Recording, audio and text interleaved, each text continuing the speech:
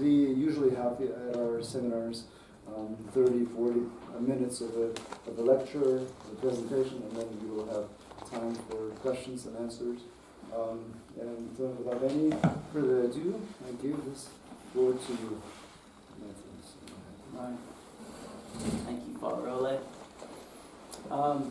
Let me first start by saying that it's a great privilege to be here in Ukraine, and I've been very warmly received, and so I'm very grateful to be here and very, very happy to be able to teach and present today. So thank you very much. Really what I would like, I'm really interested in presenting some ideas. Maybe some of those ideas are familiar to you, maybe some of them aren't, but I'm primarily concerned with hearing your feedback and seeing perhaps an Eastern perspective. So as Father Oleg said, I'm going to be talking about Christ's images in the life of Abraham. My background's primarily in the Pauline epistles, so I could say that this talk or this paper might be on Abraham images in Christ, and you might see what I mean as we go. So I'm always fascinated by the connections that the New Testament makes of Abraham and Jesus. Primarily, it's more connected with Abraham as an example of faith. That Abraham's faith in God is primarily what's connected to Jesus. But I want to raise the question, are there more connections to Jesus and Abraham than simply faith? The New Testament says that Adam is a type for Christ. Perhaps Abraham is a type of Christ as well. Is there more connection between Jesus and Abraham's life? So, we start with Paul. Paul in Romans 4 says that the Christian or the believer is justified by faith, not works, and uses Abraham as an example of this faith. That it wasn't the act of circumcision, it wasn't his faithfulness, rather to his actions, but his faith towards God, what God could do for Abraham. In Romans 9, Paul states that Jesus is the descendant of Abraham, and he emphasizes that this promise to Abraham that his descendants or seed would be recipients of the promise. And Paul interprets this as Jesus. That not all that descend from Israel is Israel. But Paul would say specifically the child of promise is Christ. In Galatians 3, Paul again refers to Abraham as the believer. That is the connection Paul makes to Jesus. And it's interesting enough, in Galatians 3, Paul says that Scripture foresees that God would justify the Gentiles by faith. In other words, that the Abrahamic story is a look forward to Christ. Again, this is a unique perspective of Paul, that all the nations will be blessed. And Hebrews 7, of course, refers to Abraham and Melchizedek, which we'll talk about soon. And of course, James 2 refers to righteousness by faith. Jesus himself in John 8 has a discussion with those, the text says, are following him, who claim to be descendants of Abraham, they who claim to be children of promise. And yet Jesus calls their actions them following their own father, the devil. Okay, again, Jesus Jesus uses Abraham as an example of faith. That if you actually believed in the faith of Abraham, you wouldn't claim your heritage and the heritage of Abraham. You would claim his action, his faith, his object of faith, God himself. Okay, so Paul says that before Moses, righteousness was based on Abraham's faith.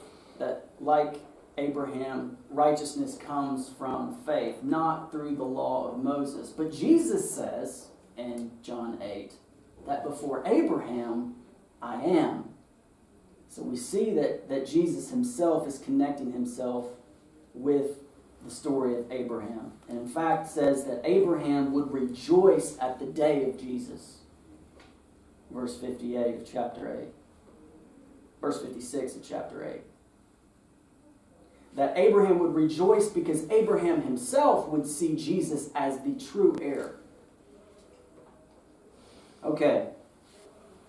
So that's the way the New Testament has, generally speaking, handles Abraham as connecting this object of faith to God and the Abrahamic example of that.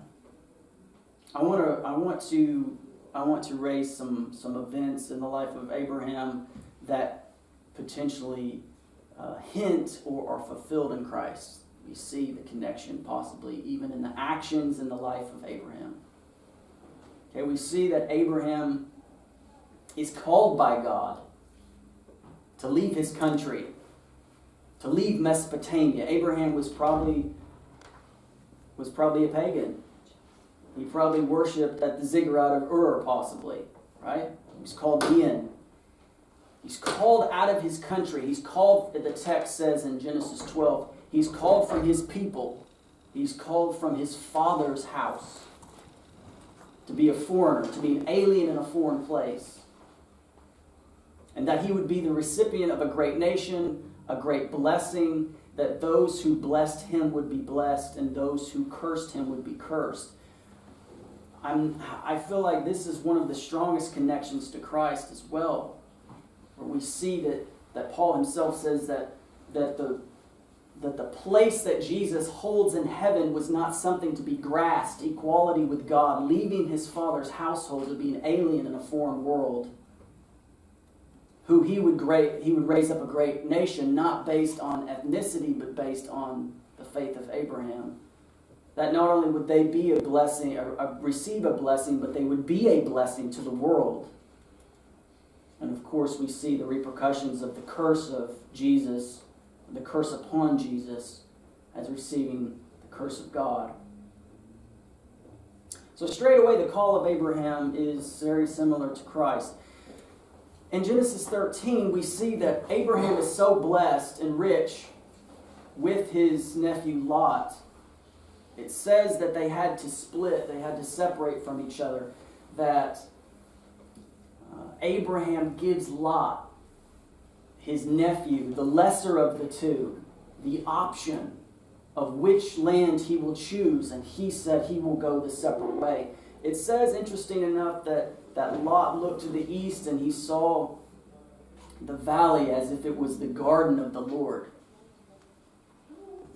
I think this is the only time that the text refers to the garden outside as describing an area. But why does Abram not choose what appears to be best? Why does he not get first pick? Why does he allow the lesser to choose?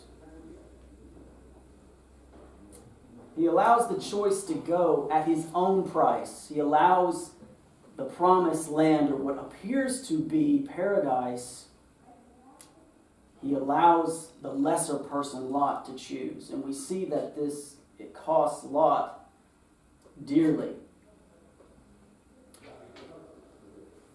Strangely enough, Abram's sacrifice to Lot, him allowing Lot to take the better land, results immediately afterwards in Abraham being rewarded by God. We see ultimately that the land that Lot chooses is not so great after all, because it's overtaken by a series of kings. Abraham actually is sent to rescue Lot from the hands of these kings. After he chooses what appears to be best, I see that this may be somewhat of a stretch, but we see that in the same way, we see Christ allowing his own brothers, his own people, to turn against him. And when they need help, after they make their choice against him, he goes after to rescue. He offers himself. In chapter 14 of Genesis, we see this mysterious figure after Abraham rescues Lot, which the author of Hebrews associates with Christ himself, this character of Melchizedek. Out of nowhere, he appears to Abraham. His name suggests that he is the king of Salem or Jerusalem. He has no lineage. This is before the Levitical system. There is really no explanation or context for who this person is. And yet we see the New Testament anticipating or explaining him as a type of Christ. We see that Abraham offers him a tithe, this king. And like the temptation of Christ in the desert, when the devil approaches Jesus and says, "If you bow down to me, I will give you the kingdom. I will offer you what you're missing. If you're hungry, turn these stones to bread." And Jesus' answer is, man does not live on bread alone. So too we see that when Abraham receives receives the spoil of his war with these kings to rescue Lot, he says, keep the prize for yourself to the king of Sodom. He says, because I don't want anybody to say that you made me rich. And so, like Christ, we see that Christ rejects the offer of the devil out of the main concern, not just to obey God his Father, but to not give the devil the chance to say that he made Christ rich, or that he put Christ on a throne, or gave him power.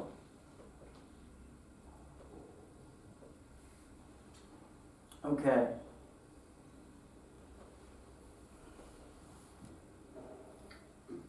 Why does Melchizedek offer bread and wine? Why does Abraham offer Melchizedek a tithe if he is the greater of the two? Who is Melchizedek a priest for?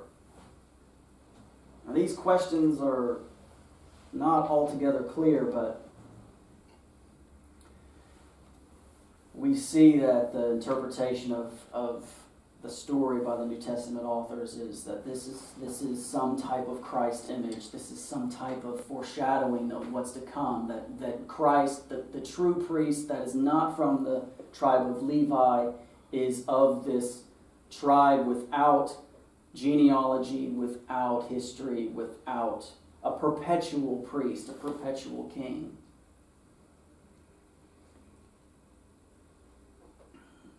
Strangely enough, this all happens in the King's Valley, just east of the city of David, where David's throne is established as in the line of Jesus. We see in chapter 15, this is when the covenant with Abraham is more defined. God shows up and he says, "Do not be afraid, Abram. I am your shield, your very great reward." In other words, I am going to give you something. I am going to offer you something that you will see as valuable. And immediately the question is, but I don't have a son. So we see that the content of blessing in the mind of Abram has to do with having an heir. What does Abram want most but something to do with his familial lineage, perhaps it being a nation, but we see that it's tied to his children. Now this is much different than a modern Western perspective of personal blessing, which is blessings have to do with me, where we see that Abram is primarily concerned with his offspring, which is related to the promise that he receives in 12. Okay, so it's expected on Abraham's part that he will have an heir, a son of promise. And we see that righteousness is credited to him for his faith.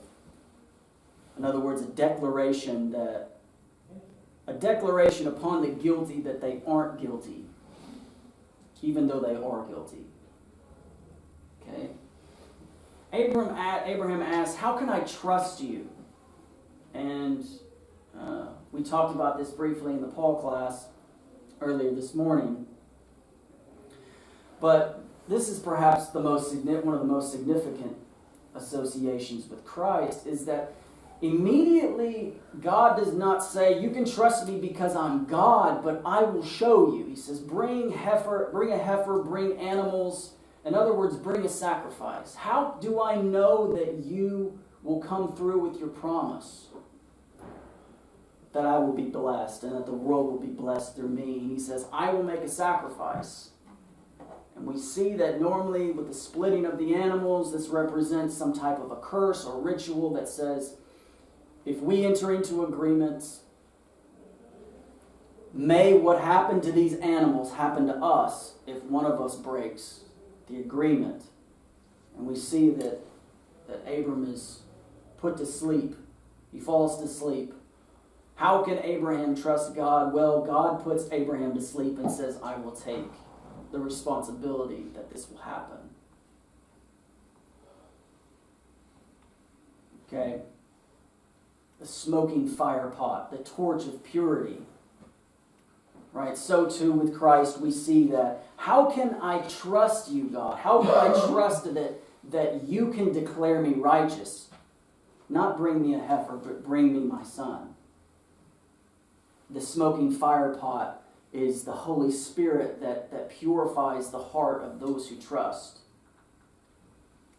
Not depending on the efforts or the obedience of the believer.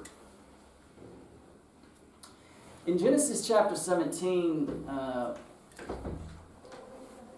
interesting enough, with connections to the Son, we see a reference to a nation.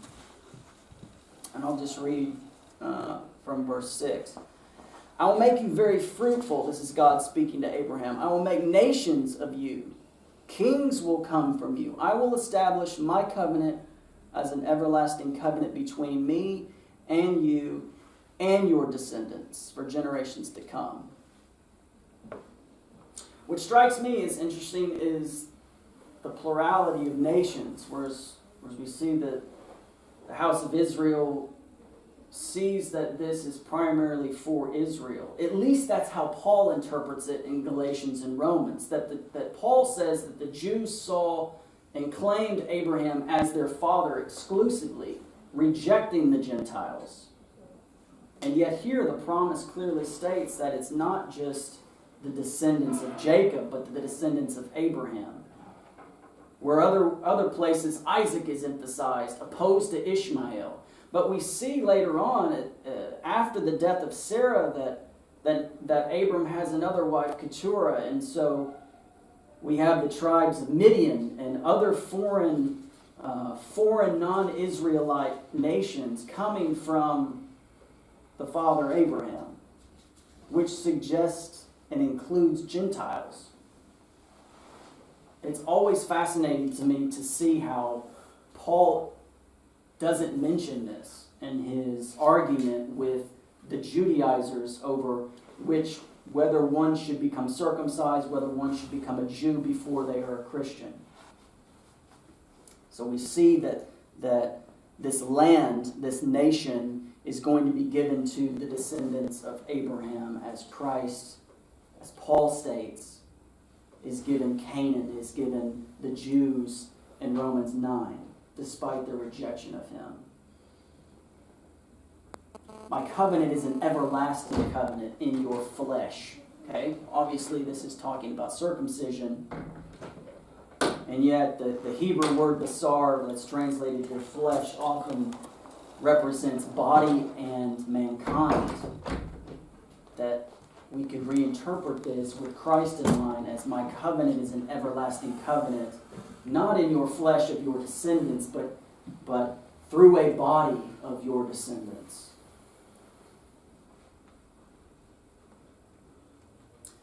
The next couple examples, the next example might be a little bit of a stretch, but I include it because of the language seems similar. In Genesis 18, the Abraham runs out to the three angels that are visiting him. We know that the three angels are going to destroy Sodom and Gomorrah. Abraham is expecting his blessing, and so he runs out to them and says, if I found any favor with you, as you know, my wife is way too old to have children. I am way too old to have children. So if I've had any favor with you, please allow me to have a son. He runs out to them. Mary in Luke 1 suggests to the angels, why have I found favor with you? So in contrast, we have the Abraham and Sarah who are too old, and perhaps Mary who's too young or a virgin. She asks the same question about favor. Luke 15, the father, like Abraham, runs out not to the angels but to the lost son. Shows favor to the lost son and says, though you are lost, though you have squandered your inheritance, I'm going to kill the fattened calf. Abraham offers hospitality to the angels in light of this blessing that he expects. The message of favor, the washing of feet, the offering of food and hospitality, and the slaying of the fattened calf. Sarah doubts the plausibility that she had a son. Likewise, Mary somewhat doubts the possibility that she could be chosen to have a son. Both of them, one being barren, one being physically unable to get pregnant since she's unmarried.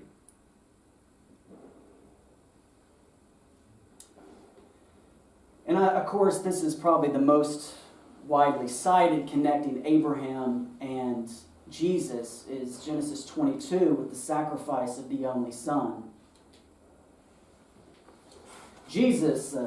Abraham tells his servants as he takes Isaac on this journey to the mountain.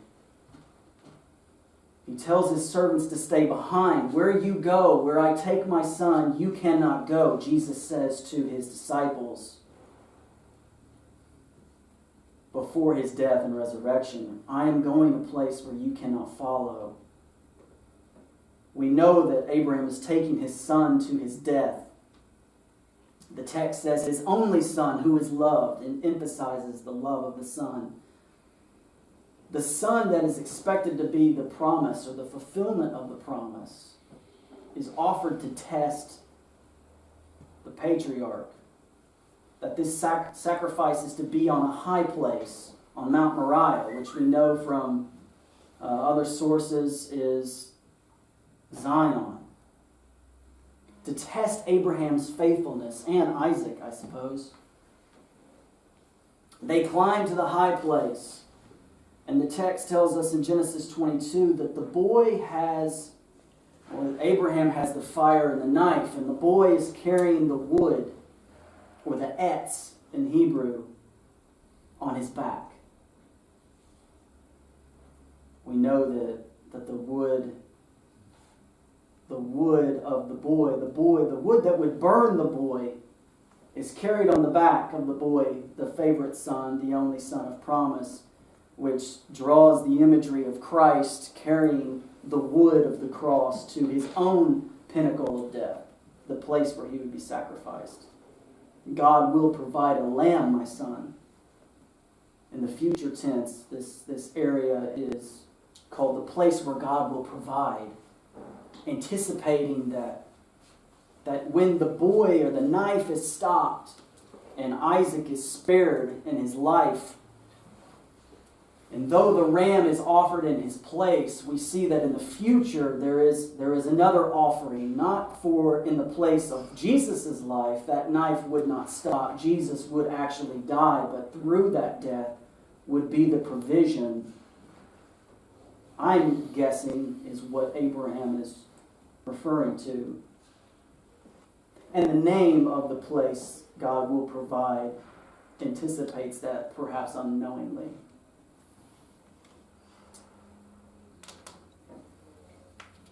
Probably the strongest out of the examples. Followed by the least strong example. Genesis 23, we see that Abraham's wife has died. Abraham, being rich and wealthy, has other Hittite benefactors that he is clearly in relationship with. They are on friendly terms, they negotiate, they perhaps do business. And we see that after Sarah dies, before he remarries and becomes the father of other nations that eventually will be Gentiles, we see that through his rich benefactors, he is able to buy a tomb, not only for himself, but for his wife, anticipating his own death as well from Ephron the Hittite. I find it interesting that Abraham is exceedingly wealthy and is able to buy his own tomb for his wife and for himself and for his family. And yet we see after the death of Jesus, perhaps out of poverty, perhaps out of not expecting to be dead very long, we see that he too has a rich benefactor in Joseph of Arimathea, who lends him a tomb for his temporary burial. So, what is my thesis? My thesis is that we see in the New Testament this connection between Jesus and Abraham, and it's often through the lens of faith. That righteousness is not coming from the law, it's because actually before circumcision, Abraham was a man of faith. He was only later a man of circumcision. And therefore, Moses cannot be put on him as a condition for his righteousness. At least that's the argument of Paul. But what I want to suggest today, and some of these I think are stronger than others, there's these examples. These examples aren't equal in value. But instead of reading Jesus back into the life of Abraham, perhaps we can see the life of Abraham in Jesus.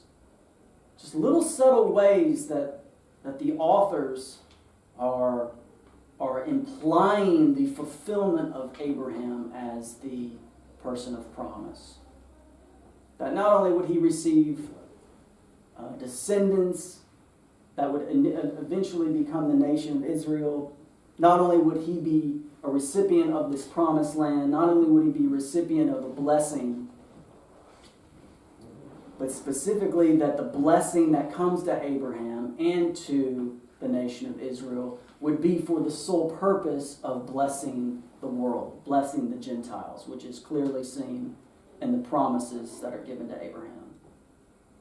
And so in line with the New Testament authors, specifically Paul, yes, Jesus is the descendant of Abraham. Yes, he is a specific Israelite that descends from Isaac. But more importantly, perhaps, he is the means by which this blessing comes to the world, which Paul says has been anticipated, that it was foreseen by Scripture itself. So, I want to invite you to make any comments, criticisms, any questions, or any statements based on what you've heard. Thank you. Thank you. you have plenty of time to raise questions, comments, as you said. Well, I had a methodological question. Are your parallels between Abraham and Jesus maybe in some way premature? Because first of all, we should clarify what is the direct meaning of the text, what was the direct sense of situations in the life of Abraham, and only then to see if it is possible to draw any allegorical parallel to the life of Jesus. Before we can state that the sacrifice of Abraham, of the splitting of animals, is a type or symbol of sacrifice of Jesus on the cross. We should pose the question, what was it actually there? By which fire it was burned? Was this fire natural or supernatural? What was the source of this fire? Where from comes this fire? And only then to draw a parallel to the New Testament and the events of the New Testament. Because if we have enough courage and have a task to interpret the Old Testament in the light of New Testament, then everything could be reinterpreted in everything. Sure. If you wish. Everything could be taken as a type or a symbol for the persons or events of the New Testament. So my point is, shall we first of all concentrate ourselves on the direct meaning of the text of the Old Testament and to look what was actually there? Yeah, and that's why I suggested the opposite of perhaps the images of Abraham are in the life of Christ. Because it is a risk to say that everything that happened in Abraham's life is anticipating Jesus, right? I see that that's a problem. But when we look at the life of Jesus, I'm suggesting why are these themes reoccurring in Jesus' life, not necessarily looking back at Abraham. Which, I mean, you raise a very interesting example of what is the context of this sacrifice, right? I mean, the way we know what is happening in this sacrifice is obviously through extra biblical texts. But if it is some type of agreement, right? That how can you prove it to me, God, that you will come through? And he says, bring me some sacrifices. So I mean, I'm assuming. I mean, correct me if I'm wrong, but it says a smoking fire pot, the furnace of something while Abraham is asleep passes through these pieces. So I'm taking that as face value that that's God, or some presence of God's glory that is taking this sacrifice upon himself. And are you sure that it was God? And that the fire comes from God? Well, that's what I'm suggesting, right? That is that. Where from are you have such a conviction? Where from are you so sure that it was a God? It was the appearance of God. I guess I am saying that. I am saying that it was God. That there's only two people in the story. One of them's asleep. So the other one, I'm saying, is God passing through the pieces, taking the obligation of the agreement upon himself. God brings the material fire to burn the pieces of animals. Sure. But what from the context? He had some source of fire in order to burn the flesh. Sure. Yes. I don't understand what your objection is.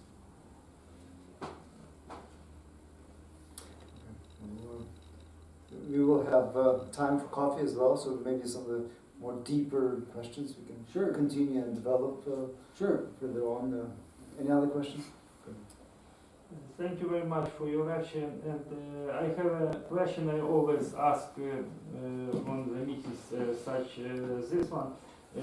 Which English, I mean in English language version of Bible is your favorite one if you have got the one like that? I mean, New American Standard Bible, King James Version, or some Right. international standard version, maybe. I teach out of an NIV, New International Version. The reason I do that is because it has the lowest.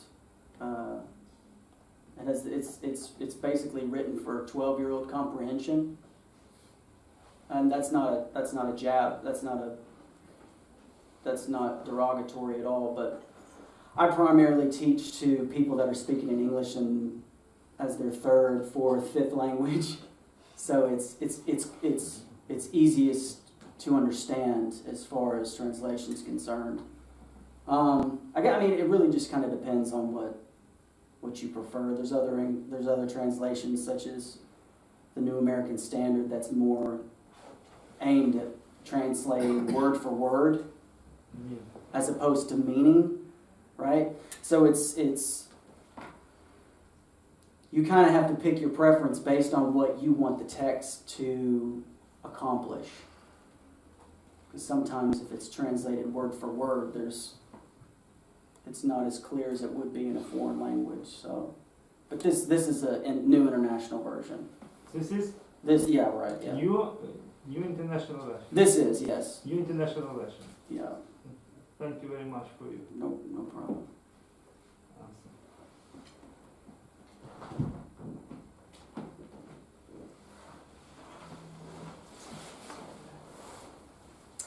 May I raise? Sure.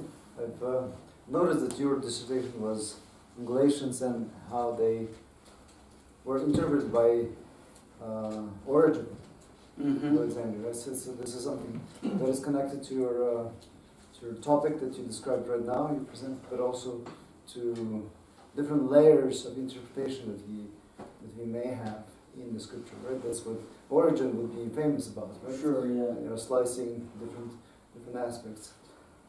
In the times of Abraham, we are told that people are very down to earth. They're very interested in having goods. You mentioned that Abraham is happy to give to Lot something better, but he still gets a better deal. Mm-hmm. So even the promise of a son that he is asking as a favor from God, results in his kind of a material desire to have more goods, or at least to have a heir to give the goods to, not to waste them, so to say. It's very practical. And the very point of sacrifice of Isaac. This is, later on Paul will explain, or the author of the letter to Hebrews, that it was like Abraham believed in the resurrection of Isaac. Because that's what the Hebrew says. That's why my question, maybe corresponding to something that Mr. Husak said, that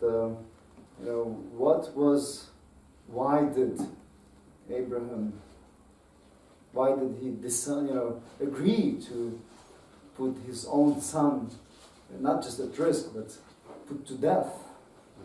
If still he seems to be driven by the reward. Right. Is there a reward, kind of at play here, or is the faith of Abraham is something that goes outside of that? Kind of, I give you my trust, I give you my faith, and you give me money, I give me the land. Or is there a sparkle of that kind of something more, just like Jesus does? He sacrifices himself not in order to receive kingdom, not to receive dollars or anything, but he just gives it as a pure act And the reward is not in material return, but something more. Where does Abraham get his faith from? Well, what I find is interesting about that is that his reward is directly tied to Isaac. So him actually being tested to kill Isaac is him threatening his own promise from God. But I can't, I'm not so sure we can say that Abraham believed in resurrection, or, he clearly tells the servants, we will be back. The boy and I are going to sacrifice and we will be back. So he either he's lying or he actually thinks that God will provide, because he says that to the boy, who's probably extremely terrified. God will provide a ram, or God will provide the lamb when Isaac asks. So that's something that I've kind of wrestled with. Is Abraham lying to his servants and to the boy in his trust to God, or does he actually believe that he will be stopped because of his faithfulness? I'm not sure. But I do know that his expectation of blessing is directly tied to his son. And so any killing of him would have jeopardized, I think, his blessing. So I wouldn't say that he would kill Isaac for himself, because he would see Isaac as the means by which he would be blessed.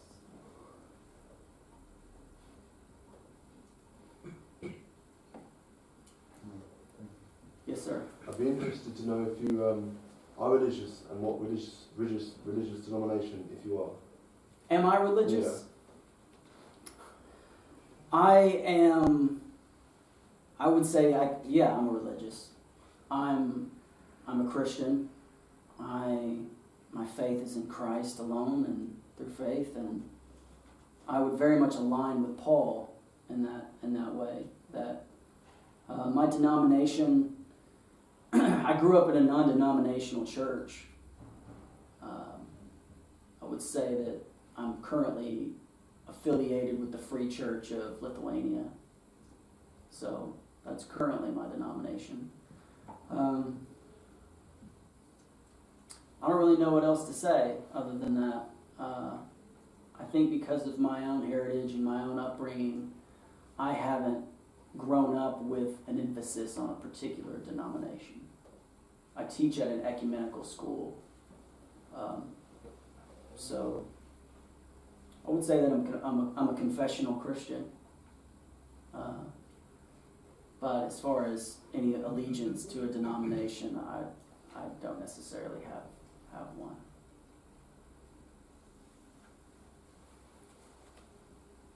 Interesting question. You started off mentioning justification by faith alone, sola fide, and how you saw this being a consistent teaching in St. Paul. I was wondering if your understanding of, if I understood that correctly, or if I understood you correctly, that would you, I'm curious as to whether or not your understanding of righteousness by faith would include like faith that worketh in charity, like in Galatians 5:16, or like it's sort of a very basic or a very common question, I guess, but how do you understand working with faith, so to speak? Galatians 5:16. I think it's Galatians 5:16. It says, "Work that abideth in charity." And also, you mentioned James chapter 2, where it says, but in that same chapter it says, "Faith without works is death." And I was just wondering, like, I don't want to stray from the topic though. So. No, I mean, my understanding of Paul is saying is that the Jews claim not only in the time of Paul in Galatia, but also to Jesus, which I referenced in John 8, is that they weren't required to believe necessarily. It seems like, I know that that's not a Jewish stance, And that has been talked about, especially with the new perspectives and James Dunn, that Paul misunderstands the perspective of the Jews. But I'm just assuming that that's true out of his argument. Paul is arguing against a righteousness through works that claims Abraham, that because we're Jewish, because we're descendants of Abraham, we have the right to God.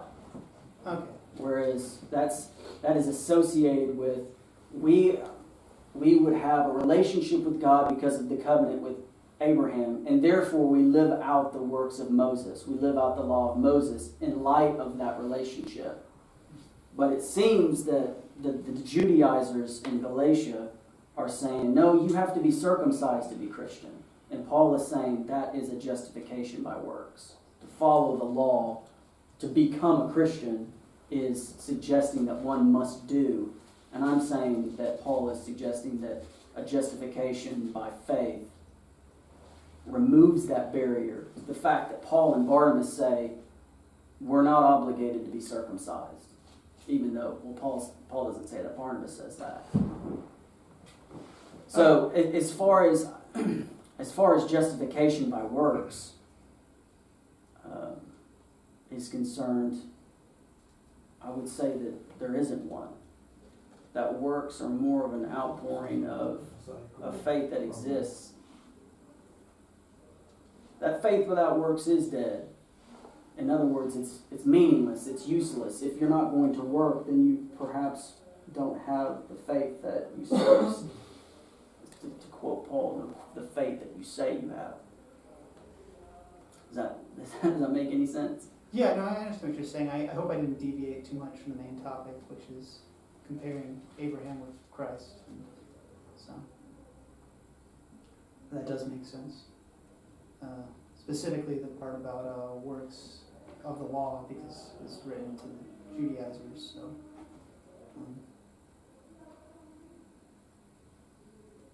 I do find it, I said this earlier, but the argument that Paul raises, that he says his opponents have, is that they defer to Abraham. So Paul defers to Abraham and says, yes, that's true, but Abraham was a man of faith before he was circumcised. And we have Jesus that says, well, before Abraham and before Moses, there was me. So I don't know. I really am surprised that Paul only uses Abraham as an example of faith when it seems like he could have had a lot more opportunity to use Abraham as an example for Christ. But again, that is at the risk of being Origin and trying to find allegory under every rock and stone. Just because of his audience. He has Sure. the audience who can understand only this kind of explanation. Mm. And if to continue your thought, can we say that all Christians are children in faith of Jesus?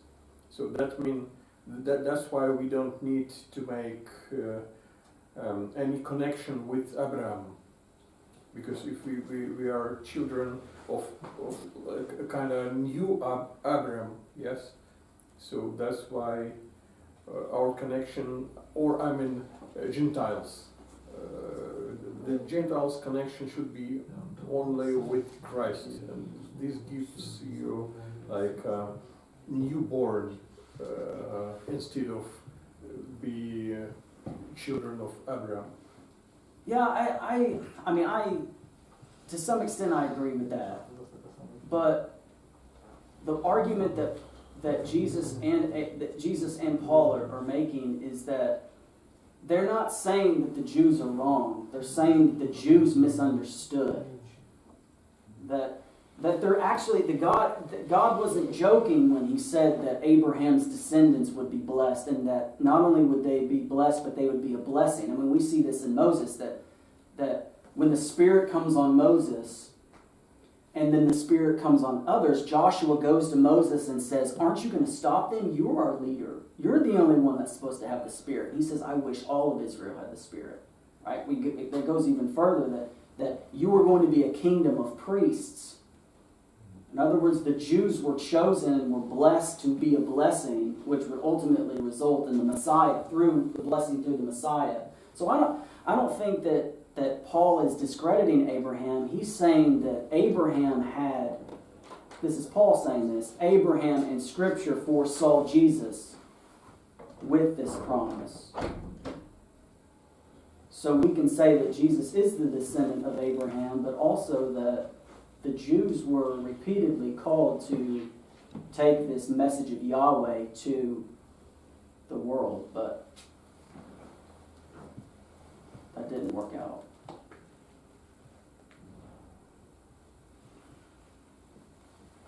I ask the question. My question is, when Abraham became Jew, so because he is, as we know from the Bible, from the chapter 11, he's son of Terach, and I don't know how in English, but he's from Ur, and he's also father of Ismael, and we, if I don't mistake, so only in the chapter 14, the clear indication that Abraham is Hebrew. So, Right. so I just want to notice more wide perspective of Abraham. He's really father of our faith, but he's the origin of foundation of Hebrew nation. Maybe so we could say. I don't know. How to explain this phenomena? Well, I mean, the descendants of Israel, the descendants of Jacob are Israel because Jacob's name was changed to Israel. But they look in hindsight to Abraham because he was promised descendants through Isaac, through Jacob. So it's more of a hindsight thing. I mean, this is a totally different, for me this is a totally different topic, but we're assuming, I'm assuming that the author of Genesis is looking back and saying Abraham the Hebrew. As opposed, Abraham probably had no idea, he probably, being a pagan and being from Ur of the Chaldees, his understanding of God was probably through his context of ancient Near Eastern polytheism. I would assume that he wouldn't have the same perspective as, say, Moses or someone of the first century writing from a Second Temple Judaism. I mean, it's only until he meets Yahweh that he accepts him as the one true God. But the text is written in a very specific monotheistic perspective, that Yahweh is God of the Jewish people through Jacob, not at the time of Abraham himself. Does that make sense? It's looking back from a Jewish, the author is, I mean, mainline theologians would say that, this is a post-exilic text. So it's assuming the Jewishness. Yeah, a short remark. In Deuteronomy, it's written that, "Come and say, my father was an Aramean." Abraham was an Aramean. Aramean. From Aram. And the Jewish descendants starts only from Isaac. Before Isaac was born, Abraham was not a Jew, he was an Aramean.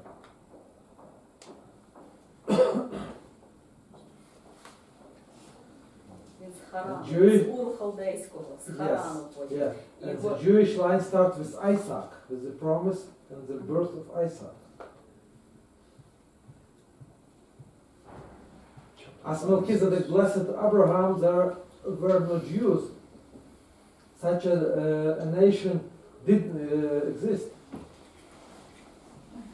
Because it was before the Isaac was born.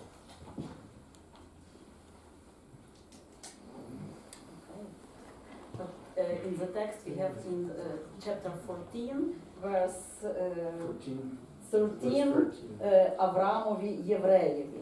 So I understood the text was clearly built in the Babylonian exile during this time, but I have trouble when the nation of Israel was built with Abraham, with Jacob, or with Moses.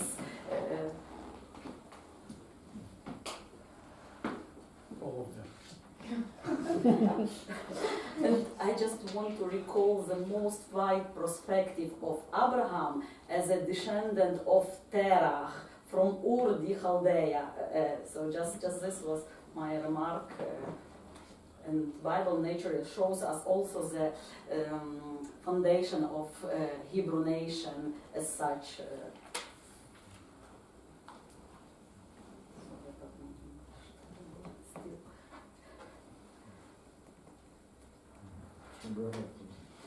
Thank you for some very really precious insights on that connection between Abraham. Especially, I never considered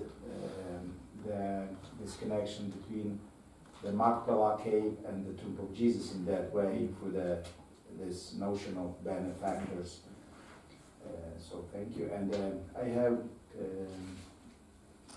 some questions. Sure. I don't have the Hebrew text in front of me, but I suppose in the chapter 12, the first verse, we use the term "eretz" when it said to Abraham, "Come out of your land." Mm. If that's the case, that means that, and that's my question for you, because this was a pivotal point in the life of Abraham, this call from the God to Abraham to come out of the land, and then pivotal point in the life of Jesus. Jesus is coming out of the land by resurrected. Mm. So, is there any connection? I will see. And one more question. Abraham is going through the land, but has no possession of the land. But he makes a sacrifice without possession, moving toward Egypt, toward the south, because of the hunger there. Mm-hmm. And then also mentioned in the first verse of chapter 13, he's in Negev, in desert, together with Lot. And my point is, Jesus also starts his mission with the desert, with the temptations in the desert. In the beginning of his mission, there is a desert, and now we find this hunger, the concept of hunger and desert in the beginning of life of Abraham. Are there connections? I understand we cannot make up, like you, a very, a very wide perspective on but it's some points, but do you see any connection between these points in the text, and life of Abraham, life of Jesus? Hunger, desert, no land means Jesus has no place to sleep, I mean, by that, and then that starting point, come out of the land. Jesus also pivotal point in his mission, coming out Right. from the land, from the earth, actually, from the soil.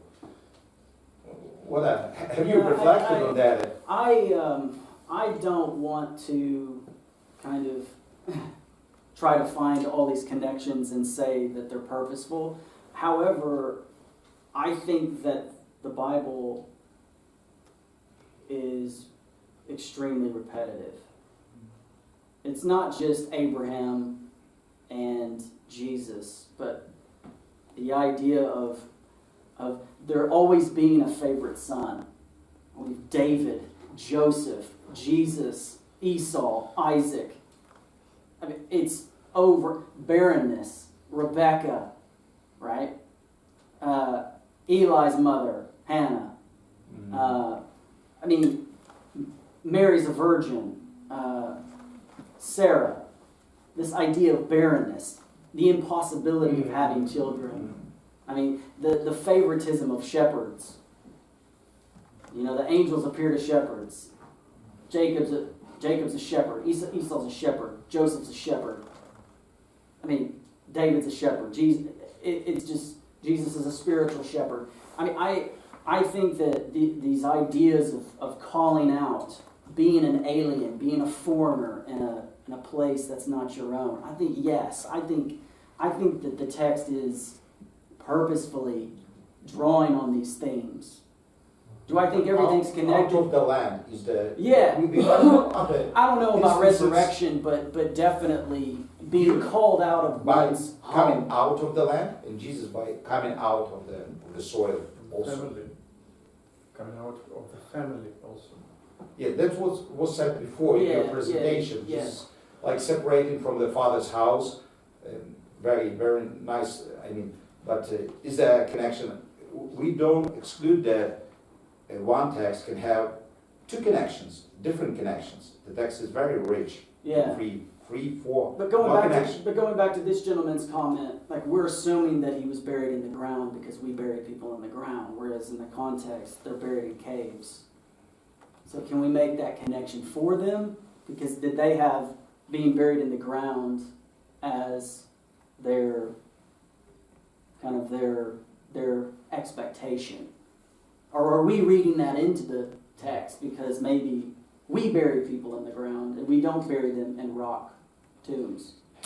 So you know what I'm saying? So it is important to kind of look at the context and Yes, say... but also we take the imagery of the seed which is put into the earth and coming back to life. Yes. Used to Jesus also we have the land, not the rock. Yeah, there. I think that is definitely an interpretation of not only the New Testament authors but Jesus himself. It's something that falls to the ground becomes the mustard seed, the tree in Nebuchadnezzar that fills the air and all the birds land in it. Yeah, all those things. The stump of Jesse. All of these ideas of things coming out of the ground as And then the hunger and the desert, we see very clearly in Synoptic Gospels. Sure, yeah, the absolutely. beginning. May there be a connection with Bible? You think it's a connection, just coincidental? No, I don't think it's coincidental. I think the idea of hunger and coming out of the desert are themes that happen a lot. I mean, Exodus, Jesus' birth, it's all over. I definitely think those are themes, repetitive themes that as thought. Why didn't you mention in your presentation? That's my about coming out of the ground? About the desert hunger and... Well, I did talk about the temptations of Jesus as kind of related to Melchizedek and not wanting to receive benefits from one's enemy. I consider maybe you are not that much convinced about the connection of these points with life of Jesus, Abraham. That's why you didn't mention it. That's the first time I've heard of it. So it's not that I'm purposely omitted that. Just curious. No, I think that's good. I appreciate you mentioning that.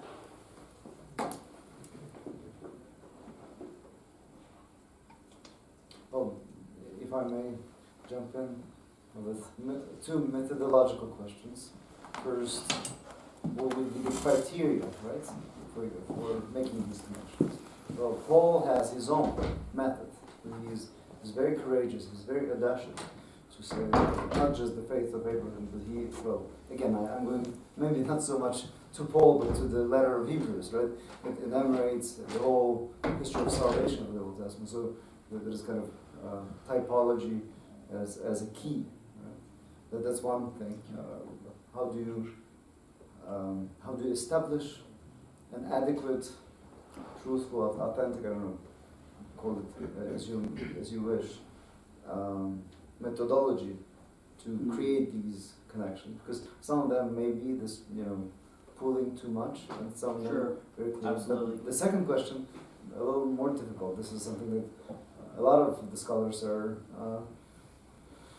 dealing with and struggling with. Where do you see real Jesus because you have so much, in Isaac and again Abraham and many other of the images that you already see in the Old Testament, that Jesus is almost not free to do anything because everything is preconditioned, or the authors of the Gospels are just too smart to create a perfect story, hiding the true Jesus.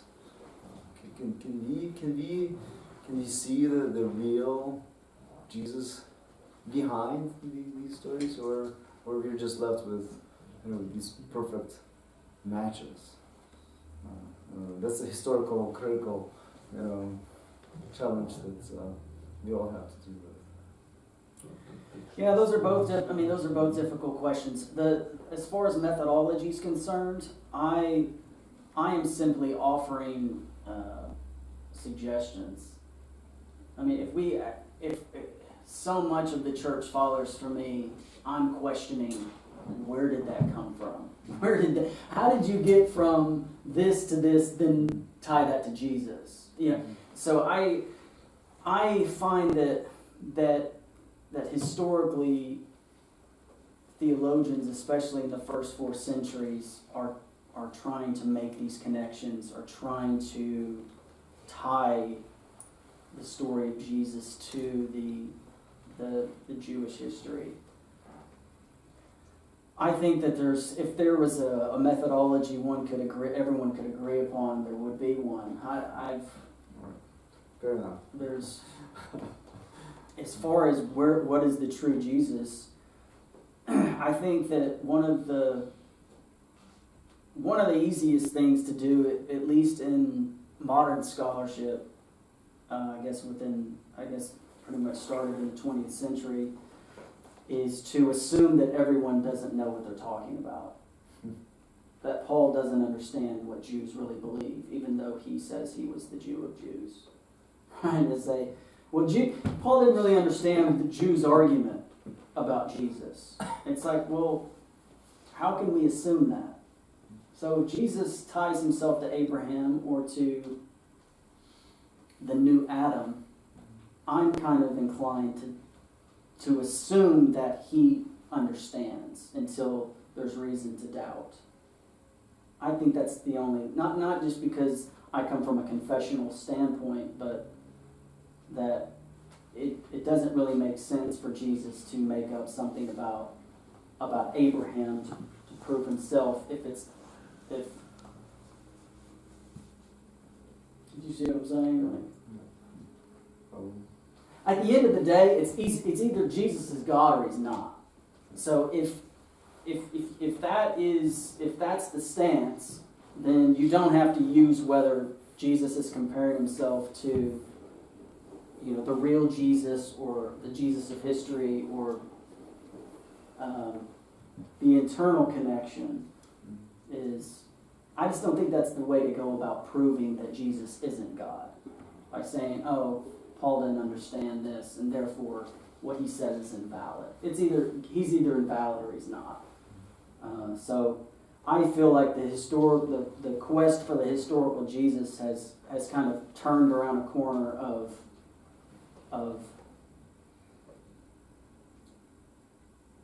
it almost seems kind of silly now, but that's just my opinion.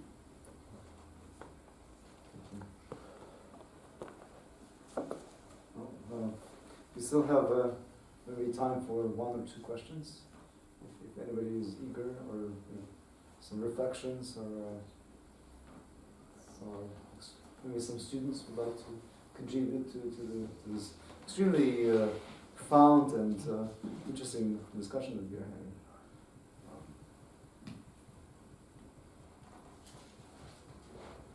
I was honestly not trying to convince you of my thesis, but rather to see what you thought and what your response would be, which I think, whether it's disagreement or agreement, I'm glad that it brought about something to talk about.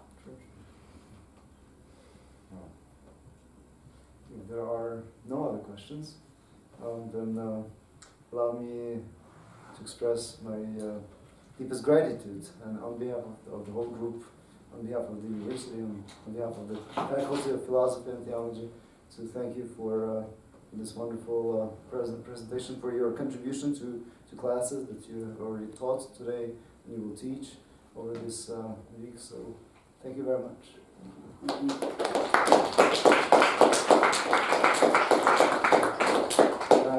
I just wanted to remind ourselves that we were invited for some coffee and sweets downstairs, and we can actually continue maybe exploring and delving into these intricate and extremely important questions of faith. Thank you. And please do come to other seminars. Please follow the announcements.